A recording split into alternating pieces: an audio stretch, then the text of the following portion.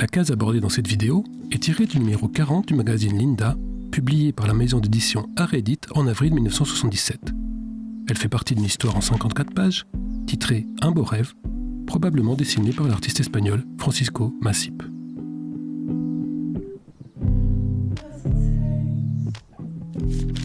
Historiquement, la bande dessinée s'est d'abord adressée au lectorat masculin. Super-héros, soldats, aventuriers, cow-boys. Testostérone et patriarcat sont les maîtres mots de la créativité naissante. Une rapide analyse économique, mais pourtant en lumière l'oubli de la moitié du lectorat. Les filles. Ne reculant devant aucune opportunité pour augmenter leur part de marché, les éditeurs commencent par décliner au féminin les concepts éprouvés, sans grand succès.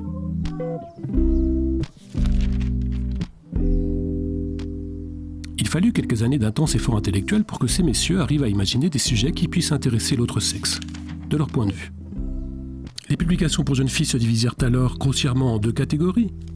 D'un côté, les jeunes adolescentes à la recherche d'aventures, qui semblaient parfois remettre en question l'autorité masculine. Ces écarts au bon ordre ne semblent justifiés que par la jeunesse des protagonistes, mais ce n'est pas le sujet de cette vidéo.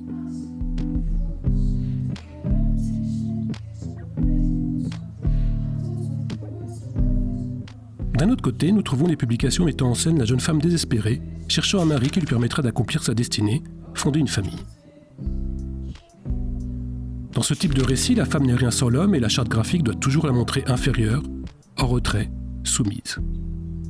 Aux États-Unis, évidemment, mais aussi en Angleterre, en France, en Espagne, au Mexique, au Chili, et même en Thaïlande, et même aux Philippines, et même au Japon.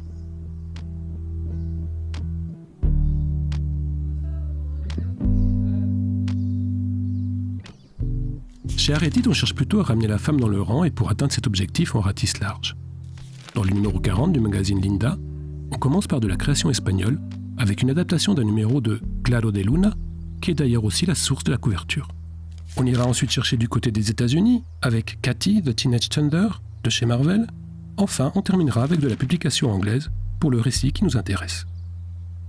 Difficile d'être dans la certitude en l'absence d'informations confirmées, mais tout porte à croire que nous sommes devant une œuvre de l'espagnol Francisco Macip, qui travailla beaucoup pour la maison d'édition Fleetway, notamment pour le magazine Mirabel, qui mélangeait articles sur la mode et publications de bandes dessinées.